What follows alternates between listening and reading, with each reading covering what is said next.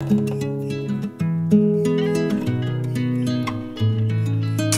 bon professeur de danse n'est pas forcément un bon danseur. Un bon danseur n'est pas forcément un bon prof de danse. Cette phrase, qu'on entend souvent lorsqu'on se met à enseigner, elle est totalement vraie. Alors, si vous êtes bon danseur sur scène, vous connaissez, vous maîtrisez votre sujet, ce n'est pas pour autant que vous savez transmettre ça. Si vous êtes bon en soirée et admiré, si vous êtes bon en cérémonie, si vous êtes titré, multiplement titré en compétition, ce n'est pas pour autant que vous saurez transmettre cette information. Alors, c'est un savoir qui se fait souvent par l'empirisme ou par la sérendipité. On peut aussi avoir des choses par l'enseignement théorique. Il y a des diplômes pour ça, même si c'est discutable sur certains sujets, sur certaines matières, mais c'est un autre sujet, ce serait une autre vidéo peut-être. En tout cas, c'est un art. Et un art, ça se maîtrise par la transmission que l'on reçoit et aussi par l'expérience malgré tout, en faisant un minimum attention quand même. Alors, comment avoir un Chaka Kassenzanga Kona ou Chaka Zulu sans avoir Dimitri Soyo? Comment avoir Léonard de Vinci sans avoir Andrea Del Verrocchio? Comment avoir tous ces gens illustres s'ils n'ont pas eu quelqu'un qui leur a transmis la passion de la matière ou qui leur a transmis la bonne théorie, qui a su leur rentrer la théorie dans la tête, qui a su leur donner l'envie d'aller expérimenter et d'aller chercher des informations à droite à gauche. Tous ces gens illustres que nous avons eus, quel que soit leur parcours, qu'ils soient lisses ou chaotiques, ont reçu l'information. Alors vous pouvez apprendre 100% par l'empirisme et la sérendipité, mais c'est quand même pas la majorité des cas, surtout dans des matières très établies comme les danses majoritaires que nous avons. Maintenant, si c'est un style de danse qui est en cours de création par un groupe communautaire, alors là, c'est un sujet particulier. J'ai eu la chance pour moi-même d'avoir rencontré des grands maîtres en danse, d'avoir rencontré des gens extraordinaires, d'avoir rencontré des gens qui m'ont transmis de façon forcément brute des fois parce que c'était dans leur contexte, c'était plus une relation de maître à disciple que de professeur à élève, mais j'ai réussi à recevoir ces informations-là de ces grands maîtres qui, en peu de temps, m'ont donné énormément d'informations. Comment est-ce possible? C'est parce qu'avant, des professeurs qui, pour la majorité d'entre eux, sont d'illustres inconnus, ont réussi à me transmettre énormément de choses. Toute la culture autour du style de danse, pas simplement une matière, une théorie, une technique, et puis basta, tu te débrouilles. D'accord? Puisque dans ce cas-là, j'aurais peut-être pas attrapé cette passion. La chose que ces profs qui sont d'illustres inconnus pour la plupart, comme Raymond Charlot, Claudine Nico, Myriam Rotin, etc., ont eu en plus, c'est la pédagogie. Et c'est l'élément, le sujet de la vidéo du jour. Alors cette vidéo va être un peu plus longue que d'habitude. Je vais prendre le temps de détailler certains éléments. Les éléments que je vais détailler sont issus à 99% de mon expérience. Donc il y a plein d'autres profs qui pourront se dire avec moi ça n'a pas marché, avec moi ça a marché. Mais pour ceux qui peut-être ont envie de construire des cours ou se posent des questions, se lancent dans le sujet, ça pourra faire des éléments qui pourront diriger ou vous aider à construire. Vous pourrez tester des choses et puis construire votre façon de donner des cours. On le verra tout au long. Un cours bien fait, c'est un cours qui correspond aux profs, aux élèves et à l'environnement dans lequel on est. Bref, je détaille ça un petit peu plus tard. Donc, on va avancer dans différentes techniques. Si vous avez besoin de prendre des notes dans ce que je dis ou d'aller chercher des sources, vous mettez pause, hein, n'hésitez pas. Et bien sûr, je le précise parce que c'est un peu la mode en ce moment, je n'ai rien à vous vendre à la fin de cette vidéo. Il n'y a pas de formation en ligne, quoi que ce soit. Si vous aimez ce que je vais raconter et que vous pensez que ça peut être utile à des gens, transmettez la vidéo, faites des découpages, faites des miniatures. Peu importe, c'est de la transmission pure. On est parti.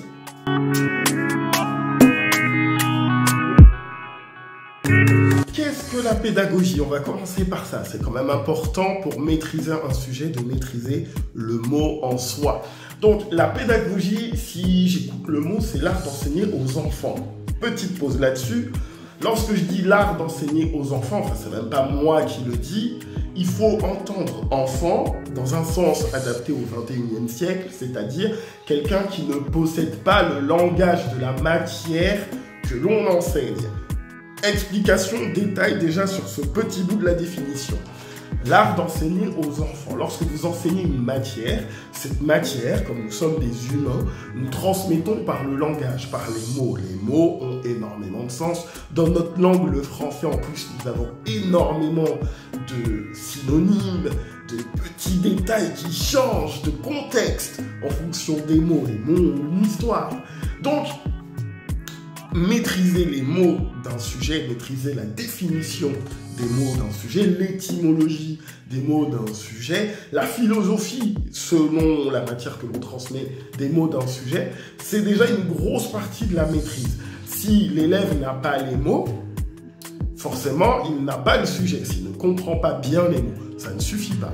Mais c'est là où on peut parler de enseigner aux enfants. D'accord ? Il ne faut pas prendre le mot enfant dans le sens de la pédagogie, comme quelqu'un qui n'a pas eu 12 ans, d'accord? Parce que vous avez des néologismes maintenant, c'est-à-dire andragogie, anthropogogie, éphébogogie, vous avez des mots qui sont inventés, c'est pour jouer un petit peu dessus, mais lorsqu'on parle de pédagogie, on parle vraiment de techniques spécifiques pour transmettre à quelqu'un qui n'a pas de connaissances du tout, d'accord? Lorsque vous enseignez à un disciple, à un élève d'université, dans une matière qui est faite depuis le début de l'école, ce n'est plus techniquement de la pédagogie. C'est d'ailleurs pour ça que ce sont souvent des gens qui ont de l'expérience dans le réel, qui viennent la transmettre brute et les élèves s'adaptent.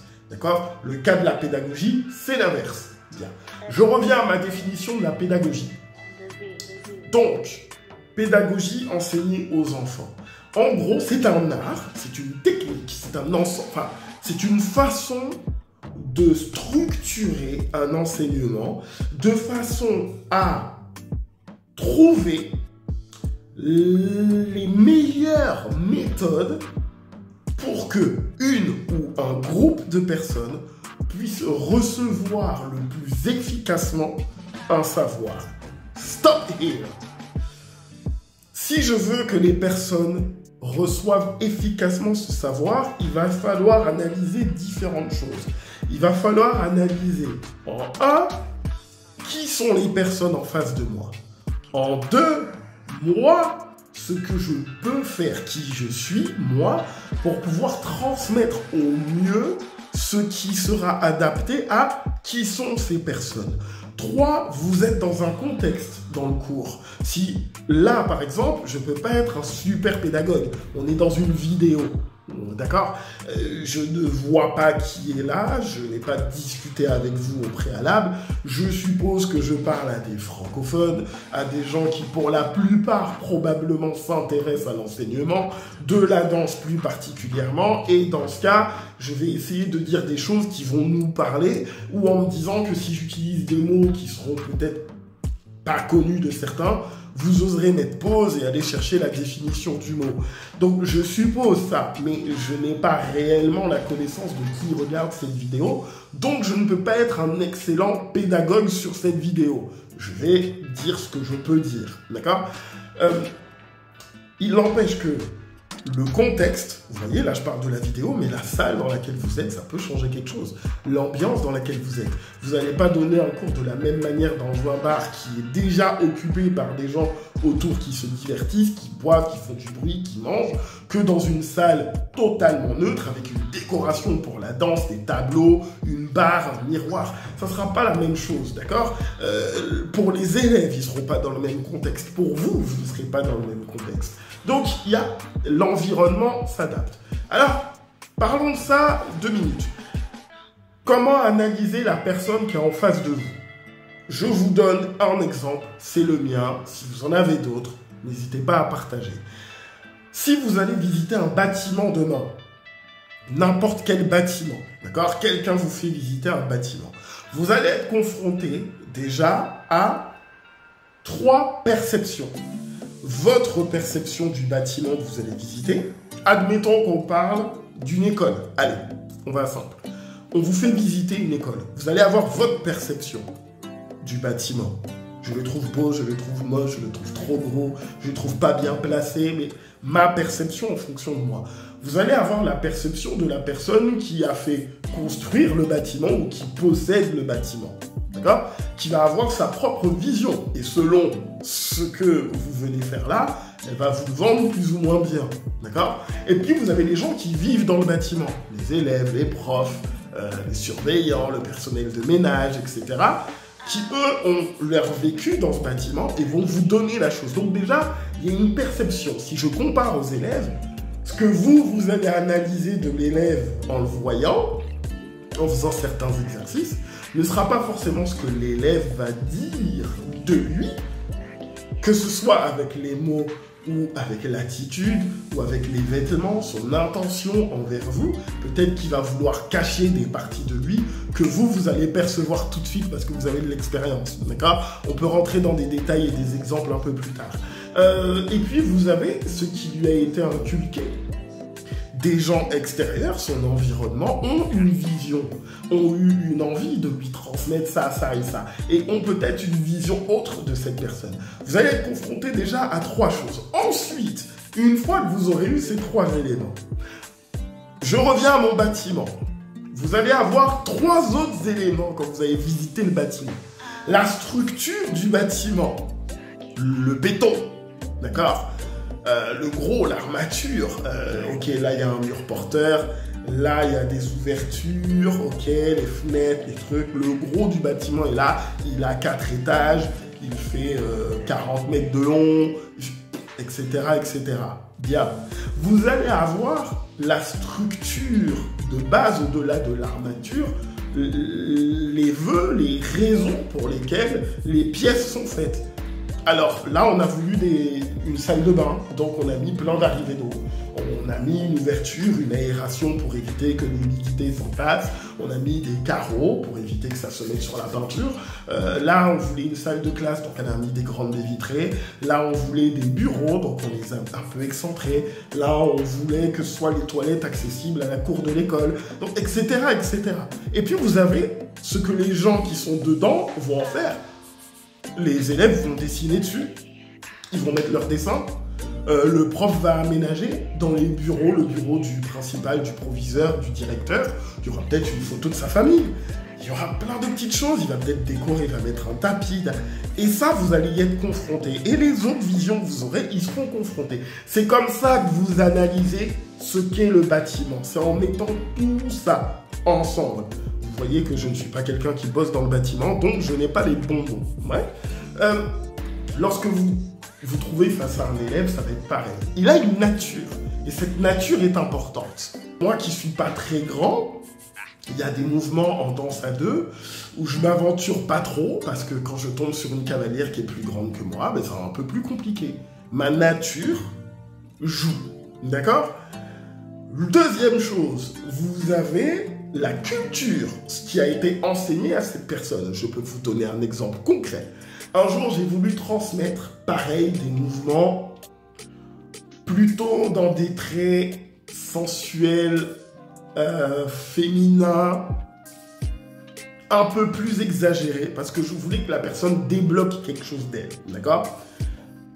Ça a été déjà complexe parce que moi, par rapport à cette personne, elle avait une limite.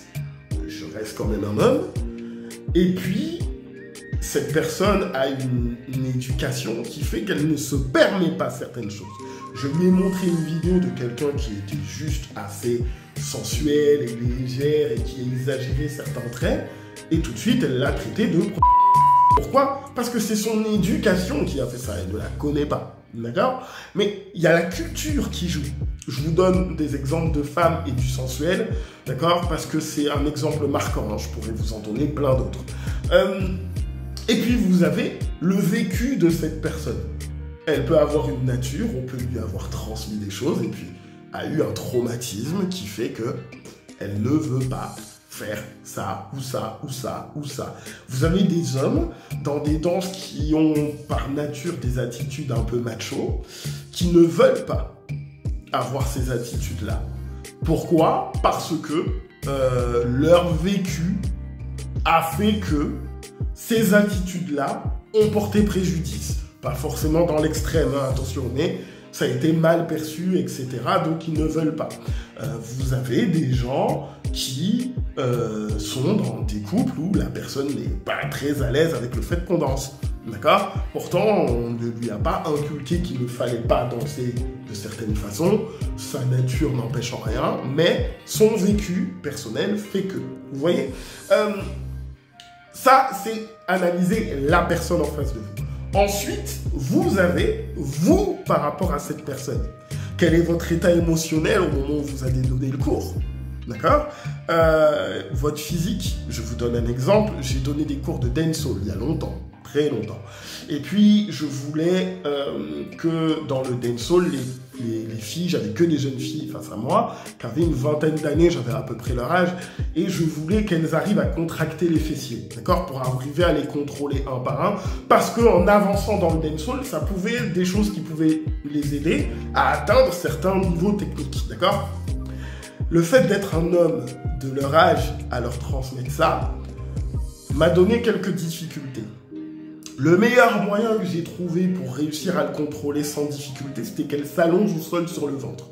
Je suis donc allé m'asseoir au bout de la salle, dans un coin, à leur guider ce qu'il fallait parce que je ne savais pas si le fait de marcher debout avec des femmes toutes allongées sur le ventre, en train de contracter les fessiers, ça allait être bien pris ou pas.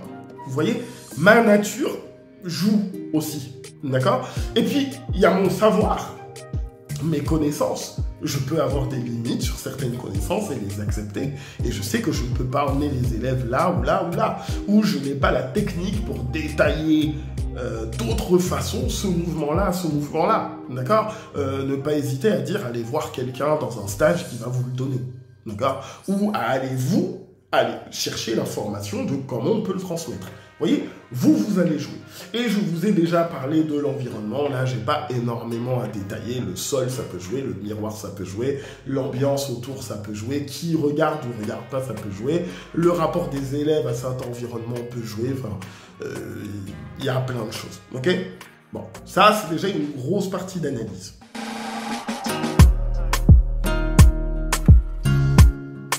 Rentrons un petit peu plus dans le vif du sujet sur des techniques pédagogiques, encore une fois, issues de mon expérience, issues de ce que j'ai observé d'autres profs et de ce qu'on m'a transmis directement.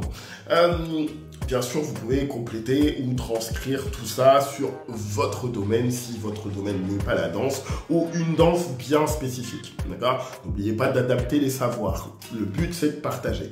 Bien. Premier élément, vous devez maîtriser votre sujet. Maîtriser son histoire, maîtriser la raison des mouvements, maîtriser les musiques sur lesquelles vous dansez. Quand je dis maîtriser une musique, c'est pas forcément connaître la musique par cœur à la note près. C'est maîtriser les rythmiques, maîtriser le pourquoi du comment des musiques, si ça change, qu'est-ce qu'on exprime sur ces musiques-là ou pas. Et un petit peu de l'histoire des musiques sur lesquelles vous dansez. Parce que vous allez pouvoir donner des raisons d'être au mouvement que vous transmettez à vos élèves. L'histoire va pas forcément faire des beaux danseurs. C'est pas ça qui va aider. D'accord? C'est pas parce que vous savez que le baile des casinos est né au Casino Deportivo que ça y est, le danseur, il est bon. D'accord? Mais ça va donner une raison au mouvement. Ça va donner un pourquoi au mouvement. Et quand vous donnez du sens à ce que vous faites, vous le faites forcément mieux ou vous l'interprétez mieux, c'est-à-dire à votre manière. D'accord? Vous devez bien sûr maîtriser la technique des mouvements. Ça, c'est la base. Si vous ne maîtrisez pas les bases des mouvements, des danses, c'est quand même le b.a.-ba. Ça s'appelle une arnaque si ce n'est pas le cas. Donc, maîtrisez le pourquoi du mouvement, l'histoire des mouvements, de la danse que vous transmettez, la musique ou les styles musicaux sur lesquels vous dansez, dans les cas où la musique est ancrée sur des styles musicaux, ce qui est censé être la majorité des cas, mais dans les danses académiques, c'est moins sûr. Donc, voilà. Ensuite, il y a quand même des bases, comme l'anatomie en soi. Comment est un corps, comment il fonctionne, qu'est-ce qu'on peut lui demander ou pas, et surtout à quel âge. Attention, les gens qui font faire à des enfants des choses qu'il ne faut pas, ou à des personnes âgées des choses qu'il ne faut pas, d'accord? Je suis moi-même en train de voir comment enseigner dans ce qu'on appelle les danses inclusives, c'est-à-dire avec des gens dits handicapés, en fauteuil roulant pour être très précis. Il y a des nouvelles choses que j'apprends sur comment ils fonctionnent, d'accord? Ça, c'est la base. Ensuite, l'anatomie, oui, mais la physio, c'est-à-dire, je fais quoi avec ça? Comment je fais en sorte qu'il obtienne cette capacité technique-là, qu'il s'assouplisse, qu'il devienne plus fort, qu'il sache gainer, qu'il tienne mieux l'équilibre. C'est multiple et varié, d'accord? Donc ça, c'est quand même important d'avoir la base. Après, il y a des choses en tant que prof qu'il faut savoir, mais qui ne sont pas liées à la pédagogie, comme les différentes choses légales, le droit, d'accord, comme aux factures, etc. Bon, ça, c'est un autre sujet, c'est pas la vidéo. On est sur la péda.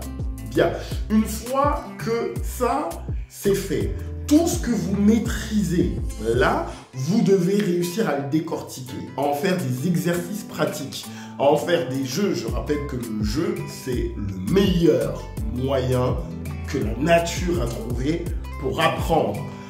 Pourquoi?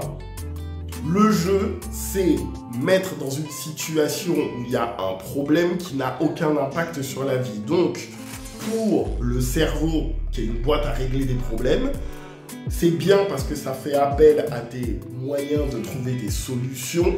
Donc, le cerveau content, il trouve la solution bonbon, hein, dopamine, sérotonine, endorphine, etc., etc. Et vous mettez en avant certaines qualités ou vous les entraînez. Et ça va faire que dans la situation réelle, bon, qui n'est pas un danger puisqu'on parle de danse, vous allez pouvoir y arriver parce que vous l'aurez entraîné, d'accord? Le jeu, tant que vous pouvez le faire, c'est important, surtout avec les jeunes. Exercice pratique, donc bien décortiquer les mouvements que vous allez donner et les éléments qui composent le mouvement que vous voulez donner. Vous pouvez faire des exercices pour y arriver, d'accord? C'est vraiment décortiquer la décortication. Mais attention, ça peut être important pour des gens qui ont du mal à comprendre certains mouvements ou à les retranscrire. Il est important de détailler le détail. D'accord? N'hésitez pas à faire ça et à trouver tous les exercices possibles et imaginables. Je rappelle qu'il y a des gens qui arrivent plus facilement par mimétisme. Il y a des gens qui arrivent plus facilement quand on leur donne énormément de détails théoriques. Il y a des gens qui arrivent facilement quand ils ressentent techniquement le mouvement. Donc là, on arrive sur un sujet, petite parenthèse, touchez les élèves ou pas, faites appel à votre bon sens. D'accord? Si le but c'est juste de tenir l'épaule, de la lever, de tenir le bras, de le lever, de le bouger, etc., tout va bien. Maintenant, il y a des parties du corps, selon la confiance que les élèves ont, selon ce que vous faites, selon vous, votre attitude, etc., etc., etc., vous pouvez vous permettre ou pas. Et troisième élément, il y a des parties du corps qu'on ne touche jamais, mais ça, c'est légal et c'est quand même du bon sens. Bon, donc n'hésitez pas à faire ces exercices pratiques-là. Pour rappel, lorsque vous enseignez, si on appelle ça pédagogie, ce que j'ai dit au début, c'est qu'on parle à des gens qui n'ont pas le langage. Imaginez un enfant de maternelle. Vous devez lui faire apprendre les couleurs. Vous n'avez aucun mot pour lui faire comprendre ce qu'est une couleur. Donc, vous allez le mettre devant un bouquin ou sur une page, il y a plein de choses rouges. Il ne comprend pas encore ce que c'est rouge et les couleurs. Et puis de l'autre côté, plein de choses bleues. La page d'après, plein de choses jaunes. Et il va se rendre compte par une logique de le sens. Ouais, c'est pas les mêmes trucs, c'est plein d'objets différents, mais le point commun là. Et là, vous allez pouvoir lui dire ce point commun là. À chaque groupe d'objets, c'est la couleur. Cette couleur-là s'appelle rouge, celle-là bleue, celle-là jaune, celle-là vert, etc., etc. Vous faites appel au sens, d'accord? Ça, c'est le maximum de la décortication du mouvement. Donc, n'hésitez pas à faire appel au sens. Et si ce n'est pas le sens, je rajoute, ayez de la culture générale. Les gens sont dans un contexte, plus vous pouvez comprendre des éléments du contexte et du groupe communautaire des gens que vous avez en face de vous, plus vous allez pouvoir utiliser des choses qui vont leur permettre de comprendre très facilement ce que vous êtes en train de leur transmettre. D'accord? N'hésitez pas. Exemple, la marche. Prenons l'exemple où on n'est pas dans le cas des danses inclusives. Tout le monde sait marcher, puisqu'ils sont arrivés jusqu'à votre cours. Très bien, la marche est une base, vous pouvez l'utiliser. La faire aller dans tous les sens, la varier, etc. Retournez vraiment à la base et comme ça, si c'est nécessaire, si vous voyez qu'il y a des difficultés, des besoins, vous pouvez retourner à la base. D'accord? Vous devez obtenir de vos élèves 3 choses. Le temps, s'ils s'inscrivent à votre cours, normalement, c'est pas trop mal, mais vous devez les convaincre s'ils veulent savoir danser, de vous laisser suffisamment de temps. D'accord? De l'attention, parce que s'ils sont là, mais qu'ils ne font pas attention à vous, ils ne vous écoutent pas, ça ne va pas servir à grand chose. D'accord? Donc l'attention. Et la 3e chose, c'est quelque chose que vous allez sûrement provoquer, c'est l'intérêt. D'accord? Alors, l'intérêt, petit stop dessus. Les gens viennent pour une raison. D'accord? Ils viennent parce que ils veulent être beaux, ils veulent paraître forts, ils veulent être impressionnants. Je viens dans mon cours de break parce que mes copains font du break et quand on est dans la cour de l'école ou en soirée, ben, les mecs ils se la racontent et moi je peux pas, j'ai envie qu'on m'admire aussi. Je fais, je sais pas moi, je me suis inscrit dans un cours de danse à 2 avec monsieur ou avec madame parce que on a envie d'une activité tous les deux. Ça peut être tout simplement parce que madame a forcé monsieur à venir dans le cours en disant il faut qu'on ait une activité sinon punition. On va pas rentrer dans le détail. Donc vous avez des gens qui viennent potentiellement même à reculons. En tout cas, ils ont un intérêt de venir, sinon ils viennent pas. D'accord? Vous devez comprendre cet intérêt et vous devez leur donner l'intérêt pour la matière que vous transmettez. Donc ça, après, pareil, ça va être à vous d'être bon, d'être passionnant dans la façon de raconter une histoire. Et là, je vous conseille par exemple The Hero's Journey de Vogler, qui permet de comprendre comment on raconte une histoire et qui va permettre de faire que la personne qui entend votre histoire, qui vous voit, qui voit comment vos yeux pétillent quand vous racontez ça, ou sous forme de fable des fois, ça peut être ça, elle va avoir un intérêt pour ce que vous êtes en train de raconter. L'autre chose que j'ai faite par exemple, c'est que des élèves, par exemple c'était le cas en salsa, j'attendais, il faisait 3 mois, 4 mois, au bout de 5-6 mois de salsa, où ils commençaient à se débrouiller un petit peu, à faire quelques techniques, je les emmenais dans une soirée où je savais qu'il y avait de tous les niveaux dans la soirée. Pourquoi? Ils allaient pouvoir venir et pratiquer avec des gens de leur niveau. Génial, pratiquer avec des gens d'un niveau légèrement inférieur s'il en est, très bien, il faut pratiquer avec des gens d'un niveau légèrement supérieur et pouvoir observer des gens qui ont un niveau extraordinaire. Ça, quand ils vont voir qu'ils peuvent briller, c'est-à-dire qu'ils peuvent se débrouiller un petit peu, que c'est sympa, qu'ils vont avoir un retour avec des sourires, des yeux qui pétillent, des merci, des compliments, et ben tout de suite, waouh, j'ai réussi à faire ça. Et donc, ça va provoquer de l'intérêt. Mais en plus, ils vont voir que les gens qui font ça encore mieux qu'eux ont plus de retours et ils vont se dire, waouh, si j'arrivais à faire ça, je pourrais être encore plus content. Et en gros, avoir plus de shoots de dopamine. Donc, au prochain cours, mes élèves venaient en disant, ah ouais, c'était génial, on veut vraiment faire ça. Et là, boum, je provoque l'intérêt, voire la passion pour certains. D'accord? N'hésitez pas à aller chercher là-dedans. C'est quand même important que les élèves vous donnent ces 3 éléments-là. D'accord? Dernier point sur cette partie, sur les techniques pédagogiques. N'oubliez pas que votre danse, elle a un contexte. Soit c'est une danse de fête sociale, soit c'est une danse de cérémonie de base, soit c'est une danse de spectacle, soit c'est une danse de compétition. D'accord? Ou alors, ça peut être une danse qui est née dans un contexte, mais que vous pratiquez dans un autre. Vous pouvez faire du jazz de compétition. Le jazz, à la base, la danse jazz roots, ce sont des danses qui se font dans des jazz clubs, d'accord, devant des orchestres. Mais vous pouvez en faire de la compète. par exemple. Les danses de cérémonie, ça peut devenir du spectacle. C'est souvent le cas maintenant dans notre monde. Bien, pourquoi ces contextes? Ces contextes vont demander un travail différent. Si vous faites travailler des élèves pour la scène, vous devez leur faire maîtriser certains mouvements pour qu'ils soient capables d'imprimer et d'interpréter. Si vous formez des élèves de soirée, ils doivent être capables de comprendre, d'assimiler des mouvements et d'exprimer. Ce sont des chemins différents.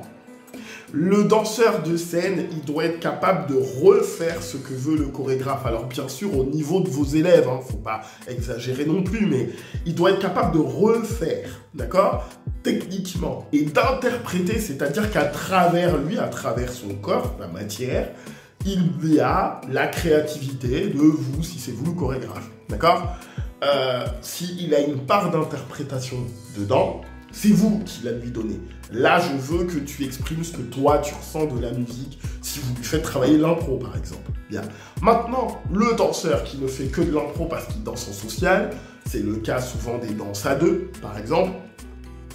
C'est un danseur qui doit assimiler des techniques pour être capable de les refaire sans réfléchir.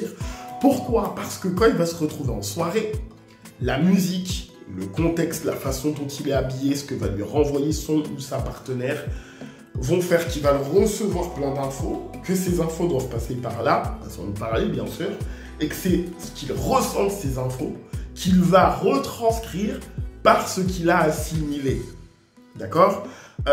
Maîtriser ce genre de danse, ce n'est pas réfléchir à ce que l'on fait, c'est faire par l'expression, on ressent, on exprime, et être capable après d'expliquer, de décortiquer, etc., etc. D'accord? Mais pensez à ces contextes-là dans les techniques pédagogiques, c'est quand même important de rentrer dans les détails et d'être capable de tout défaire, un peu comme une construction en Lego. Vous êtes capable de tout défaire et tout refaire, mais par un autre chemin s'il le faut, pour que la pédagogie soit mise en place.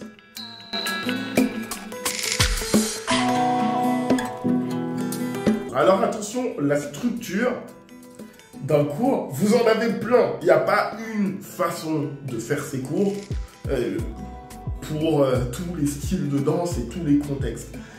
L'âge des élèves, si ce sont des enfants, des jeunes adultes, des ados, des personnes âgées, c'est de l'éveil, etc., ça peut changer la structure. Déjà, ça peut changer la durée, d'accord?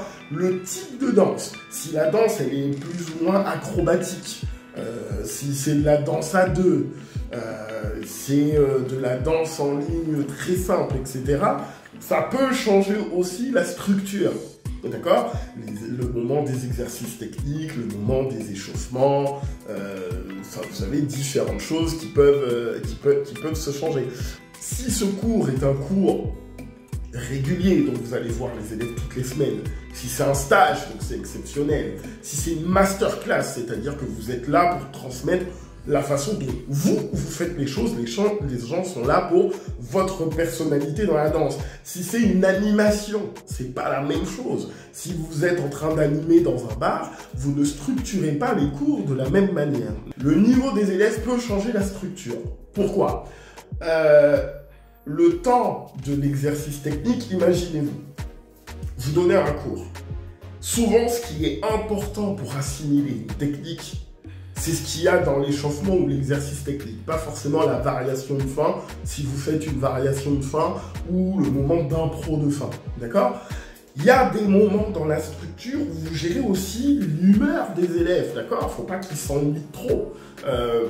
Des fois, on peut vouloir rentrer tellement dans de la technique qu'au bout d'un moment, les élèves s'ennuient parce qu'ils ont envie de se lâcher un peu, de danser, de sourire, de s'amuser, etc. Il faut gérer ça. D'accord? Il ne faut pas que le cours soit totalement une contrainte non plus. Alors oui, vous devez annoncer au préalable, attention, dans mon cours, ça se passe comme ça, comme ça, comme ça. D'accord? Il y a un minimum de discipline, il y a votre façon d'être et votre personnalité en tant que prof, mais une fois que ça c'est fait, il ne faut pas exagérer non plus. D'accord? Donc, vous pouvez avoir des moments qui sont plus dans le relâchement, plus dans simplement la mise en pratique, mais c'est pas forcément ça qui va faire progresser rapidement les élèves, d'accord? Le temps de l'exercice pour faire progresser les élèves, si les élèves sont débutants ou que c'est le premier cours ou que c'est une animation, il va être plus court que si ce sont des élèves avancés qui savent pourquoi ils sont là, qui savent à quoi servent les exercices techniques et à qui presque vous pouvez faire échauffement, exercice technique et fin du cours. D'accord? Donc ça, il faut le gérer. Alors, vous aussi, vous en tant que prof, vous arrivez, vous allez donner un cours, vous êtes dans un certain état. D'accord? Il faut que vous soyez en capacité, en pleine capacité de gérer le cours et ce que vous allez devoir corriger ou pas. Alors, bien sûr que le mieux quand vous venez de donner un cours, c'est d'être à votre maximum de capacité.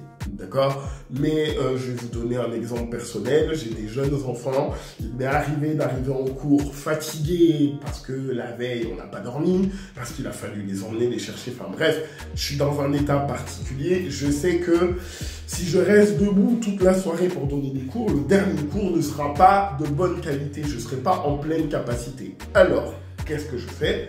Je sais que il y a certaines étapes par lesquelles je veux faire passer mes élèves. Très bien. Alors aujourd'hui, on va travailler ces étapes-là, ces moments-là, plus ce sont des choses sur lesquelles ils peuvent être peut-être un peu plus autonomes physiquement. Donc je peux me poser pour expliquer, je peux faire démontrer par d'autres élèves, peut-être plus avancés, etc. Ce qui fait que je vais pouvoir gérer mon niveau de fatigue pour être bon sur la longueur, d'accord? Vous aussi, vous êtes important dans le cours, d'accord? Ça c'est pas rien. La structure du cours peut aussi varier en fonction de la salle, ça c'est pas très difficile à comprendre. Un moment devant le miroir, s'il y a un miroir, s'il n'y a pas de miroir, il n'y a pas de moment devant le miroir. Si vous voulez faire de la diagonale par exemple, donc faire travailler une technique en répétitif, pour traverser la plus grande longueur de la salle, hein, si vous voulez. C'est ça la diagonale pour ceux qui ne font pas de danse académique. Eh bien, bon, si la salle ne le permet pas parce qu'il y a un gros poteau au milieu, vous ne faites pas. D'accord? C'est basique, mais il faut y penser. D'accord? Donc, tout ça, ça doit gérer la structure du cours. Vous avez plein de possibilités. L'échauffement, c'est important. L'échauffement a un plus ou moins gros niveau selon le niveau technique demandé dans le cours. Moi qui donne des cours de salsa, l'échauffement n'est pas à la même intensité que lorsque je donne un cours de claquettes ou lorsque je donne un cours de danse hip-hop. D'accord? Pourquoi? Parce que ce que je vais demander pendant le cours n'a pas les mêmes besoins. J'ai des gens qui viennent à peu près bien habillés, qui viennent faire une danse quand même techniquement simple, dans certains cours de danse à deux, etc. Là où dans mon cours de break, par exemple, si je donne un cours de break, il va être très très important que les articulations soient bien chauffées. D'accord? Sans exagérer, mais il faut que ce soit suffisamment chauffé pour pas qu'il y ait de contraintes. Donc ce temps d'échauffement va varier. Vous voyez? L'exercice technique, je vous ai expliqué le temps de variation. Alors, ça, c'est bien parce que ça permet à l'élève de mettre un contexte. Ça peut être un temps de variation ou un temps de pratique, d'accord? Donc en impro. Vous avez des profs qui gardent du temps après le cours pour laisser de la pratique. Vous avez même des profs, ça je l'ai vu, je n'ai pas le temps de le faire dans mes cours moi, mais c'est quelque chose vers lequel j'aimerais tendre. C'est avoir votre cours, avoir une demi-heure de pratique, le cours du niveau suivant. Pourquoi? Parce que pendant cette demi-heure de pratique, les deux niveaux pratiques. Ça permet au cours suivant de faire un pré-échauffement, voilà, de mettre en pratique ceux qui sont censés maîtriser du niveau d'avant et ceux qui sont en train d'apprendre du niveau en dessous, de pratiquer ce qu'ils ont appris. Ça, par exemple, c'est très bien, ça crée de la cohésion. Dans ce genre de cours de danse, faut pas oublier que vous faites rentrer les gens dans une communauté de danseurs. d'accord, dans la communauté liée à la culture du style de danse en particulier, d'accord. Donc ça, c'est une chose. Les temps théoriques. Alors, les temps théoriques, je sais qu'il n'y a pas beaucoup de gens qui aiment ça, mais ils sont importants. Donc ça, il faut savoir les gérer, et c'est aussi en fonction de votre personnalité. Moi, c'est annoncé dès le début, premier cours, je dis, on va se poser à certains moments dans l'année pour travailler la musique, pour travailler l'histoire, pour travailler les racines du style de danse qu'on est en train de faire. Je peux faire de la percu corporelle pour certains cours de tap dance par exemple, ou alors, comme moi je fais du tap dance avec un style caribéen en général, on peut faire le style de danse en soi qu'on va utiliser rythmiquement pour le tap dance, d'accord. Donc on enlève les chaussures et on fait le style de danse où j'explique le style de danse, j'explique le style musical, j'explique les racines. Ça paraît rien, mais c'est important. Comme je disais dans le blog précédent, l'histoire, ça ne fait pas forcément des beaux danseurs, mais ça peut faire des bons danseurs parce qu'ils mettent du sens dans ce qu'ils font. D'accord? Plus l'élève peut s'exprimer, mieux c'est. Okay? Donc, gérez les structures des cours que vous donnez en fonction de tous ces éléments-là. N'hésitez pas avec diplomatie à dire à vos élèves s'ils ont besoin de faire du travail supplémentaire en extérieur. Alors, ça peut être plus ou moins intense, hein. Il y en a qui peut-être nécessitent d'aller faire un autre sport, travailler leur capacité pulmonaire, cardiaque, hein, voilà, faire de l'endurance fondamentale. Vous avez énormément de choses, voilà, bon, l'assouplissement, etc. Ça peut être des choses où votre cours ne suffit pas. Orienter vos élèves vers des cours particuliers, pourquoi pas, selon les styles de danse. Et dernière chose, ne pas hésiter à dire à vos élèves de prendre des stages avec d'autres profs, parce qu'il se peut que, parce que l'autre contexte, parce qu'une autre personnalité, parce que d'autres gens qui sont là, parce que ils ont déjà assimilé, même avec difficulté, ce que vous leur avez donné, et pas avec l'autre prof, il y a des trucs qui vont se débloquer. Parce que eux-mêmes vont y aller avec un autre mental, vu que c'est un stage. Ils vont peut-être donner une autre attention. D'accord? Donc, la structure des cours, c'est quand même un élément super important.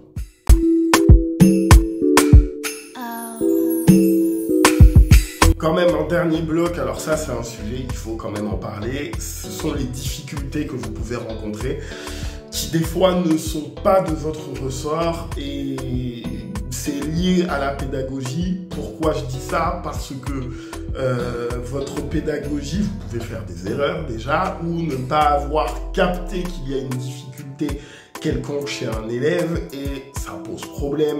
Vous pouvez avoir plein de choses, vous pouvez faire aussi tous les efforts pédagogiques, et puis là, l'élève, il n'y arrive pas, ou il a besoin de plus de temps, de plus de patience, de retourner à certaines bases, etc. Donc, il y a des difficultés face auxquelles vous allez vous trouver en tant qu'enseignant. Et malheureusement, soit vous allez devoir refaire, soit vous allez devoir accepter que là, vous avez une limite, d'accord? Je vous donne quelques difficultés face auxquelles je me suis retrouvé. Alors, j'ai pris des notes, hein, bien sûr, puisque, bon, il faut se souvenir de tout. Alors, des publics difficiles. Des fois, surtout quand vous faites de la médiation, par exemple, on vous envoie vers certains publics qui ont des difficultés particulières, soit à la discipline, soit... Quand je dis à la discipline, c'est-à-dire à se tenir correctement dans le cours, soit à votre discipline. Alors ça, pour ma part, je prends le pli maintenant, quand je sais que je vais avoir un public difficile, à imposer à ce qu'il y ait un accompagnement. Ça m'est arrivé qu'on me jette avec des gens parce qu'ils voulaient s'en débarrasser pendant 1 heure. Et non, il ne faut pas faire ça. Ce n'est pas à vous d'assumer les difficultés. En fait, vous êtes prof de danse, vous n'êtes pas éducateur. D'accord? Mettez bien ça en tête. Alors, je sais que des fois, on a des difficultés économiques et qu'on accepte tous les contrats. Mais je vous assure que ça ne va pas vous aider pour l'avoir vécu. D'accord? Donc, les publics difficiles, ce n'est pas forcément à vous de tout gérer. Et vous devez être au préalable le plus conscient possible de ce qu'il peut arriver pour vous préparer à ne pas dire certains mots peut-être, ne pas passer par certains biais. Parce que ce public-là, il a plus ou moins du mal. Bientôt, je vais donner un cours à des jeunes qui ont des difficultés au vivre ensemble, filles-garçons. Et le but, c'est de leur faire comprendre par nos cours que le rapport homme-femme par la danse, par exemple, peut être très sain. Mais je vais faire très attention aux mots que je vais utiliser, aux gestes que je vais faire, au timing à gérer dans le cours, d'accord? Donc, les publics difficiles, par exemple. Alors, l'employeur qui ne vous donne pas toutes les précisions. Ça, en gros, on vous dit, vous allez avoir un cours. Le cours, les gens, ils seront contents, vous inquiétez pas, ça va être bien. Et puis, quand vous arrivez sur le moment, vous vous rendez compte que les gens sont même pas au courant qu'ils vont faire un cours de danse. Ça m'est arrivé il y a quelques mois. Et je me suis retrouvé devant la grande difficulté qu'au final, ils étaient eux contents de se retrouver entre eux, qu'ils avaient plein de choses à se dire, qu'ils étaient en train de boire un coup, qu'ils avaient faim et qu'ils n'avaient absolument pas envie de voir un monsieur qui venait et leur disait « Venez, on va danser, on va faire du funk et du disco ». Donc, grosse difficulté. Ça, pour ma part, maintenant, je demande au maximum, quand je fais des interventions comme ça, dans quel contexte j'interviens. Et par l'expérience, je me dis, ok, dans ce contexte-là, les élèves, ils vont vouloir ça. Et je peux accepter ou pas le cours si je sais que le contexte est ingérable. D'accord? J'ai eu à ne pas faire un cours parce que les gens ont refusé de faire le cours. Parce que l'employeur a oublié de me dire que, non, mais en fait, là, ils viennent de se retrouver alors qu'ils ne se sont pas vus pendant un an et simplement leur dure pas en fait. Voilà. Alors, le public forcé d'être là, malheureusement, ça c'est souvent le cas du scolaire.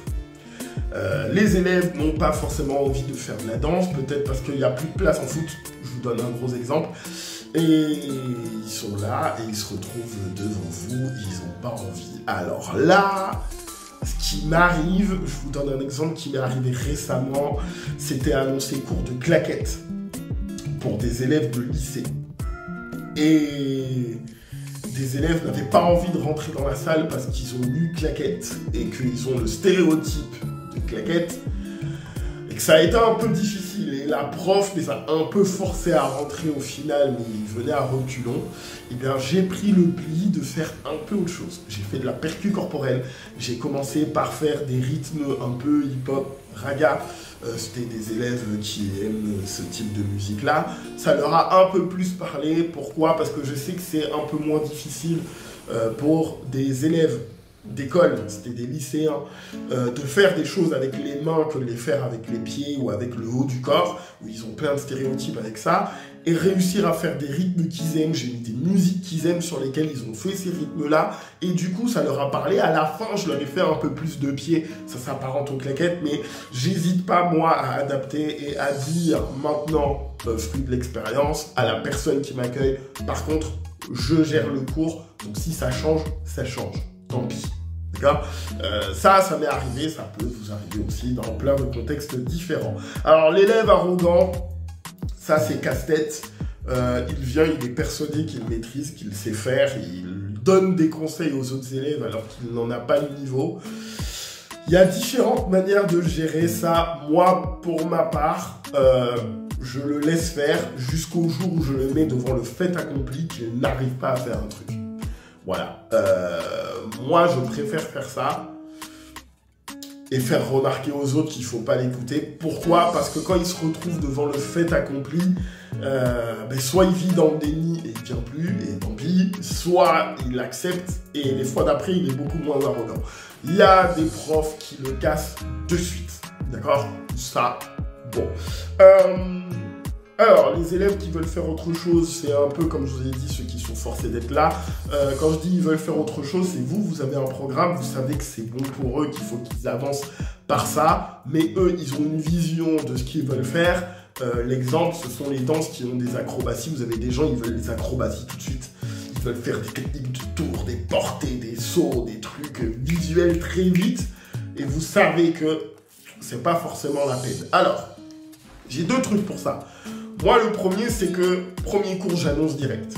Attention, avec moi, on va travailler ça. Si vous voulez atteindre ça, il va falloir passer par ça avec moi, sinon vous ne vous inscrivez pas dans le cours. Déjà.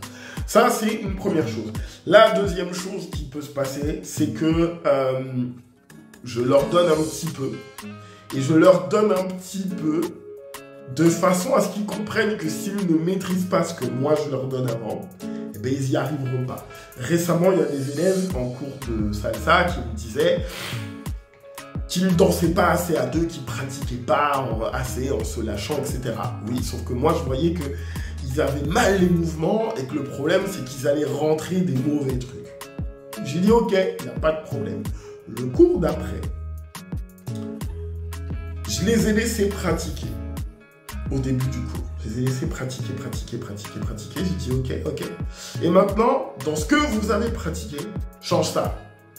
Ah, tu n'y arrives pas. Ok, donc on va retourner à l'exercice que je faisais la semaine dernière. Et là, tu vas voir qu'à la fin du cours, tu vas y arriver. Tiens, et du coup, ils ont un peu plus confiance en ma façon de... Pourquoi? Parce que des fois, ils viennent avec un stéréotype aussi. D'accord? Alors, la différence de langue, ça arrive.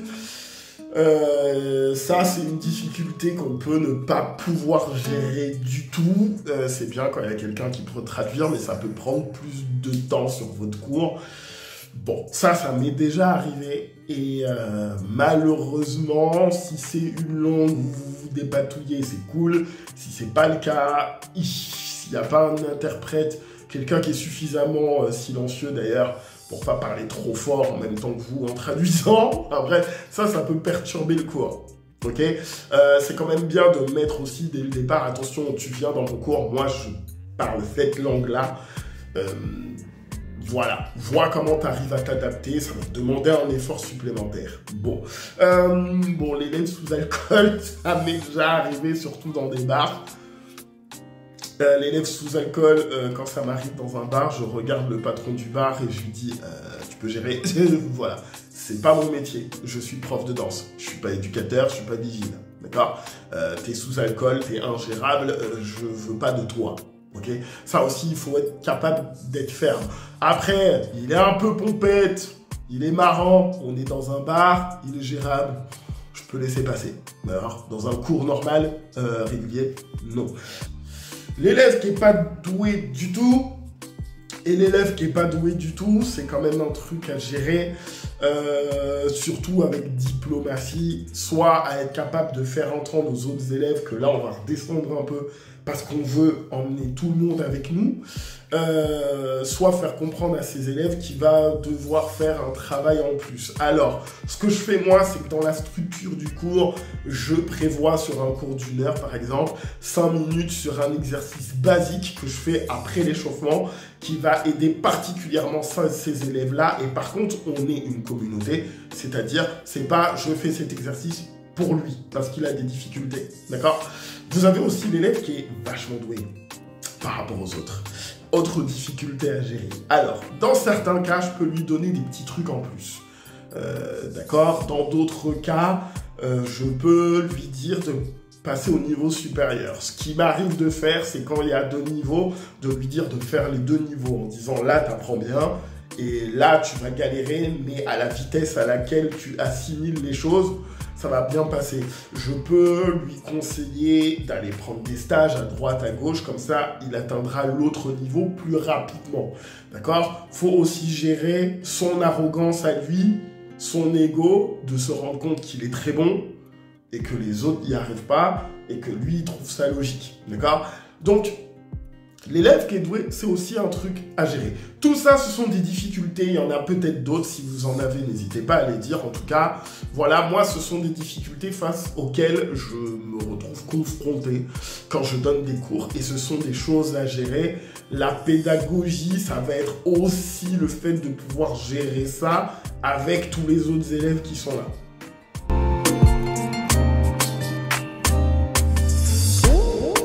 j'espère que cette vidéo vous aura aidé et vous aura donné quelques petits trucs, au moins pousser la réflexion ou peut-être vous apprendre des choses ou des choses à demander à votre mentor, à vos collègues profs de danse ou à des élèves. Voilà, c'est encore une fois un retour d'expérience, tout ça. N'hésitez pas à aller chercher dans d'autres arts aussi des techniques pédagogiques. Ce que je veux dire par là, c'est que, par exemple, je vous ai parlé du storytelling à un moment que je vais chercher chez Vogler. Vogler, à la base, c'est pour le cinéma, c'est pour les scripts, hein, les scénarios. Vous pouvez chercher dans des techniques d'autres cours. N'hésitez pas, si vous faites de l'éveil, à discuter avec des profs de maternelle ou à regarder, si c'est mon cas, par exemple, si vous avez des enfants, ce que font vos enfants et vous dire « Ah ouais, ça c'est cool, ça marche bien ». Attention à ne pas prendre non plus les élèves pour des enfants quand ce ne sont pas des enfants, hein. Attention, on parle encore une fois de gens qui ne maîtrisent pas votre sujet, qui n'en ont pas le langage. Ok, c'est quand même pas mal à comprendre. Il y a des ressources bibliographiques, vous pouvez en chercher. Moi, je sais par exemple que je peux vous montrer un livre qui est là, par exemple, ici, moi qui suis de la Martinique. C'est un livre d'Amie Kalenda Bellet. Dedans, ils expliquent des mouvements, ils expliquent un peu le pourquoi du comment, ils mettent des dessins, etc. Et des fois, ça m'aide pour décortiquer certains mouvements, de voir comment ils l'ont expliqué, etc. Donc, c'est un exemple, hein. Y a plein de ressources, et puis se rendre compte que tous les gens qui vous transmettent usent de techniques, ok. Petite dernière chose, n'oubliez pas qu'il y a une grosse différence entre s'informer et apprendre, c'est-à-dire que s'informer, c'est aller obtenir l'information, apprendre, c'est cette information crée un changement chez moi, d'accord? Donc la pédagogie, ce n'est pas un moyen de donner une information, c'est un moyen pour des gens d'apprendre, particulièrement en danse. Il faut, pour rappel, que les gens soient en capacité de savoir ce que c'est, de savoir le faire et de savoir bien le faire. Pourquoi pas même de savoir l'expliquer? Ça, c'est en fonction de vos objectifs. Soyez curieux de tous les domaines qui sont autour de tout ça. Et puis, eh bien, écoutez, à part ça, demandez à d'autres profs. Si cette vidéo a été utile pour vous, ou vous pensez qu'elle peut être utile pour des gens, transmettez-la. Si vous pensez que si vous découpez la vidéo, vous pouvez faire des miniatures parce qu'une partie est intéressante, faites. Comme je l'ai dit, c'est une vidéo, c'est du don. Voilà, je donne. Je suis Jérémy Mancé, je suis prof, je suis danseur, chorégraphe de temps en temps. Voilà, n'hésitez pas à écrire des commentaires ou à m'écrire mon nom, mon prénom que vous voyez là où vous voyez cette vidéo. Bah, écoutez, vous pouvez me trouver là-dessus sur d'autres réseaux. Bon courage!